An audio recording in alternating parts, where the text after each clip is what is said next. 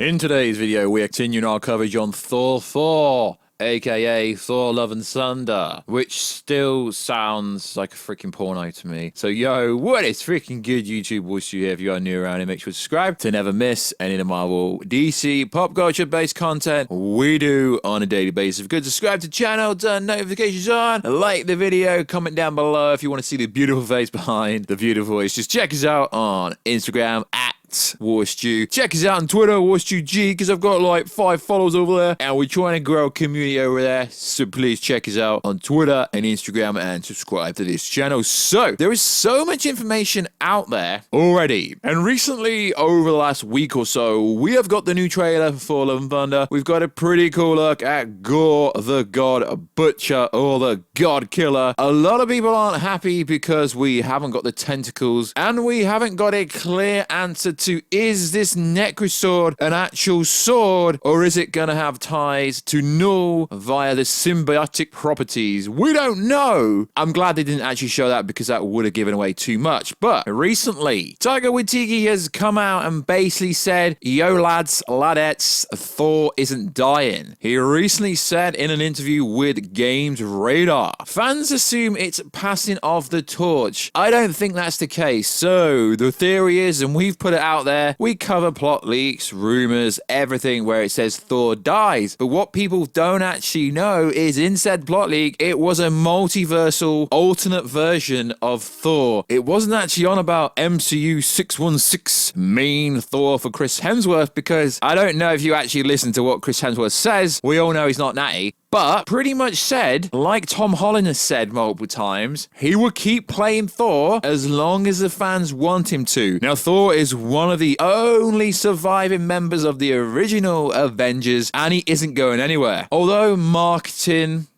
makes it out that Jane Foster Thor is going to be the main Thor, we know that isn't the actual case. So he said this recently. We stick pretty close to Jane's storyline and what happened to Jane, because that was such an influence on the film. We are trying to take the best parts of that. He continues, and also it's really fun, the idea that Thor's got Stormbreaker, the big axe, and now his hammer is back in its hands of someone else, and it's no longer his hammer. It's the idea of someone taking his place. I think a lot of fans are gonna potentially assume, oh, okay, this is a passing of the torch, and it's not privy to any Marvel plans. It's essentially saying he's not privy to any Marvel plans future, but I don't think that's the case. So he's essentially going, yo, Chris Hemsworth Thor isn't gonna die. Now, why would he? Because you've said it. In theory, I've said it. Hypothetically, I've said it, because the final scene of the trailer, it's either Gorr, the God Butcher, is gonna get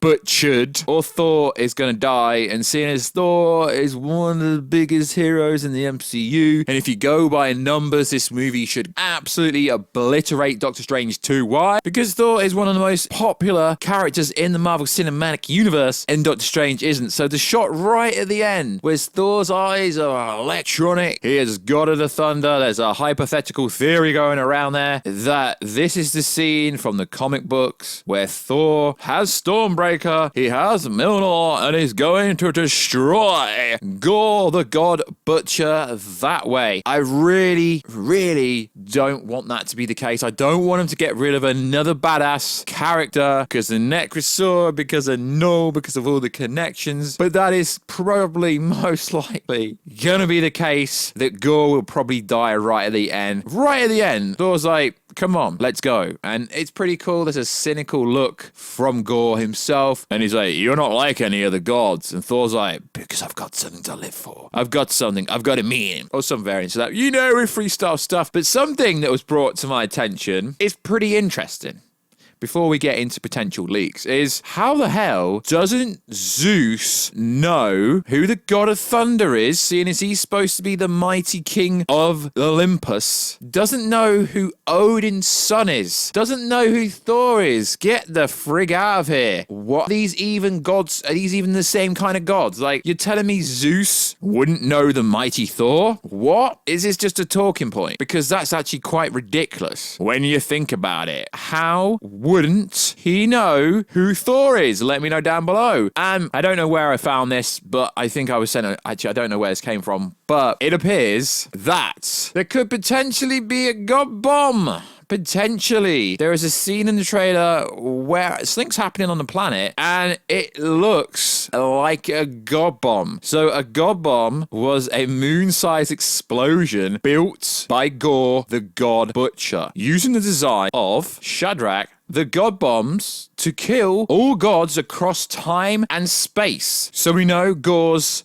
motivation is to kill all the gods because, hypothetically speaking, most likely it will be the case that he blames the gods for the death of his alien race and the death of his wife. Now, we don't know if this is him killing the gods of the past, the present, the future, or whatever, but there is a scene in the trailer, and yes, I probably ain't the first person to say this, but it could potentially be god bombs. So I'm not going to take creditation for noticing that. A lot of people have brought that to my attention in comments and on Instagram, etc. But I think that is pretty cool. So there has been multiple plot leaks, and each one has a different variant of why Gorr is so freaking angry. In one variation, now this is interesting because this one here has some credence and some precedence because, as we know, Thor was announced at Comic-Con San Diego 2019. Christian Bale is playing the main villain Gorr in this version. Gorr is an alien race who was slaughtered by Hela. He blames the Asgardians, and after years of searching, retreats a Necrosword to wipe all the gods out. I mean, hypothetically speaking, that makes a lot of sense. That really makes a lot of sense. And in a different version, it says this: Gorr is an alien warrior with a vendetta against the gods for not saving his people and slaughtering them across the universe with a Necrosword. Now, we know Gorr is going to kill a lot of people. We know there's going to be some kind of play in this movie with Matt Damon, and he's going to think he's killing the gods. He probably will get some kind of confusion. But 2 years ago, so that'll be 2020. How would they know that? So in this particular plot leak, it says Thor is having an intergalactic adventure with Guardians of the Galaxy when Gorr attacks and wounds him, then announces that he will kill the remaining Asgardians on Earth. Thor goes there to protect them with Rocket and Groot. Thor can't find Gorr, so he's forced to ask Jane Foster for help. Gorr sword is powered by the dark energy, and Jane might be able to help trace it. Jane is now working for Sword, and director Gabriel Brand is not happy when Thor shows up needing help. Yeah, I know what you're going to say when we see Jane Foster Thor in the trailer for the first time. She's like, yo, it's been like, Thor's like, she's like, it's been 3 years. He's like, no, it's actually been 8 years, but that doesn't mean that's the first time. Trailers are very misleading. Just look at Avengers Infinity War. Hulk running, and Hulk wasn't even in that scene. The trailers are very misleading, so I somewhat think this plot leak has some credence. Gorr tricked Thor into leading him to New Asgard and destroys it with the army of Shadow Berserkers. During the chaos, Jane wields Mjolnir, fends off Gorr for the time being. Now, Gorr is a god butcher. Could Jane Foster fend him off when in the trailer? It appears, if the trailer's not misleading, that the first battle she's gonna have is when they go to Mount Olympus to see Zeus, and Zeus doesn't know who Thor is, which again could be misleading. Now, I don't know if that part is true. Brand places the Asgardians under Sword's protection at an outpost in a small town in Oklahoma. Thor trains Jane to control Mjolnir, and they reconnect. Valkyrie and Brand also develop a bond. Now, I do believe Thor will train Jane somewhat. Then it said, okay, I know Tom Hiddleston Loki hasn't been seen on set, but that doesn't mean shiz. No one actually seen a bunch of characters on set, did they? No. Loki escapes and joined forces with Gorr to use Jane's research on dark energy and harness it through the Necrosword to defeat Thor. Dark energy has time-altering properties that Loki wants. Now, I guess, which Loki would it be? As we know, Loki's actually, when we last seen him, was with Sylvie, and that is what led to the multiverse in theory. So I don't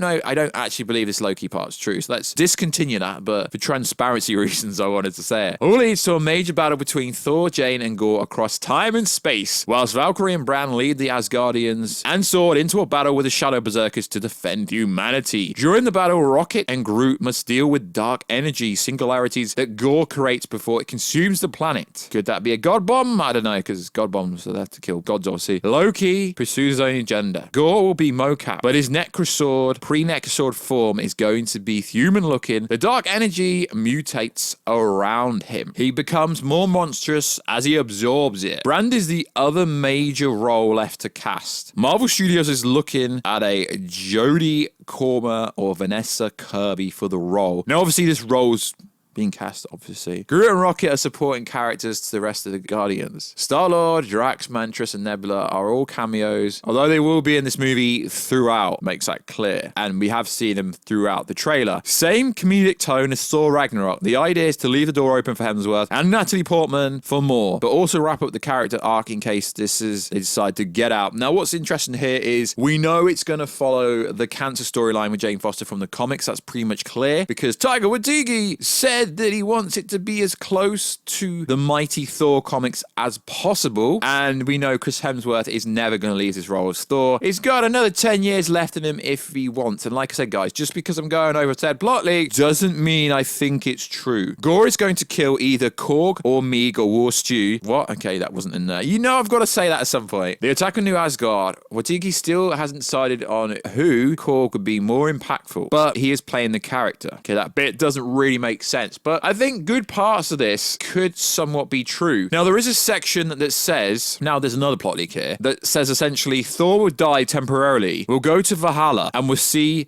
Hela, Odin, etc. in Valhalla and meets Heimdall there. It says Lady Sif will have some screen time. We know she's in the movie. Guardians of the Galaxy are not in the movie much, but they are in it throughout. And then this bit here says the Asgardian theater trope has Luke Hemsworth as fake Thor. Okay, sorry, I said Matt Damon. Yeah, obviously Matt Damon's fake Loki. I know that. Sam Neill as fake Odin. Melissa McCarthy as fake Hela are back to reenact the events of Thor Ragnarok. So they're pretty much all dead, going to die at the hands of Gorr. Valkyrie is still ruling New Asgard, which has become a cultural landmark. Gorg and Meek have administrative jobs. Valkyrie also gets a new female love interest. Now, we know all this is true. So most of the plot leaks are generally somewhat true. Thor returns to Earth and reunites with Jane Foster, who has cancer. She is able to help Mjolnir, and it prevents her cancer from spreading while she's powered up. Jane keeps Mjolnir while Thor uses Stormbreaker. Interesting. So yeah, most of the plot leaks are real. Okay, I don't know if they're real, but they're somewhat consistent. The movie has a cosmic road trip throughout the 9 realms. Well, I guess it's a Thor movie, so it's gonna have to somewhat. The movie's centric theme is love and how it affects people. Thor is determined to save Jane, and Jane enjoys being with Thor and sharing his power, but they both ultimately have to come to terms with the fact that she would die soon, and they're just trying to avoid the inevitable. The movie ends on a bittersweet note, with Thor and Jane accepting that they just have to enjoy the time they have left together. So yeah, I don't know, guys. It is, I don't know. Like I say, we never know if these plot leaks are real. If all the plot leaks covering them over the years have taught us anything, you know, the No Way Home one, the Doctor Strange 2 one, is they're pretty much always real, but it just depends which one is real. So that is interesting. And also, there is a tidbit. There's a bit of information coming courtesy of Twitter sphere. Rumor, there is an establishing flashback of Beta Ray Bill as a close childhood friend of Thor. At the end of the film, Beta Ray Bill will take up Stormbreaker to rule New Asgard. Interesting. What's going to happen to Valkyrie? So like always, guys, this is it for this Thor Love and Thunder, Thor 4 rumors, leak, prediction-based video. We did go over the leaks. Let me know what you think about the leaks. They are all pretty consistent. And it looks like to me that Gorr will die in this movie. Zeus will die in this movie. Thor, Chris Hemsworth, will live. And there'll be some kind of emotional standpoint right at the end where Jane Foster Thor, it's a one and done role based on what they're saying, but maybe they could leave a role open potentially. So like always, guys, check us out on Instagram at Warstu, check us out on Twitter, WarstuG, and I will catch you in another video, guys, very soon. Catch you later.